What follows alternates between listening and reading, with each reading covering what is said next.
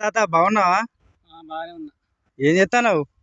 అంతా మొత్తం కన్సల్ట్ చేసి ఫస్ట్ రోడ్డు కొట్టి పత్తి మొత్తం పెంట చల్లిన చల్లి ఇక చల్లినాక బోయలు కొట్టి తర్వాత గింజలు పెడతాను. గింజలు పెట్టిన తర్వాత ఇక మురకసలు కదా చేపలు తెచ్చుకున్నా కిరాన్ని తెచ్చుకున్నావా?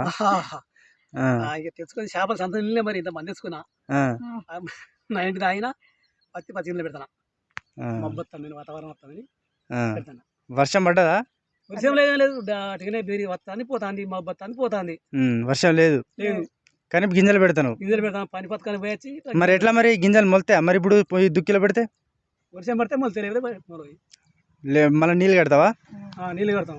ఒకవేళ పడితే ఇలా పడాలి వర్షం. మామూలు వాన పడతాను కొట్టిపోతుంది, లేకపోతే ఇక మంచిగా పడితేనో మొలుతాయి. ఇట్లా ఇయాటి నుంచి వర్షాకాలం స్టార్ట్ అయింది. మరి ఎట్లా అనిపిస్తుంది మీకు? ఇయాటి నుంచి కూలే అవుపిస్తుంది పడుతుందని ఆశతో పెడతాను.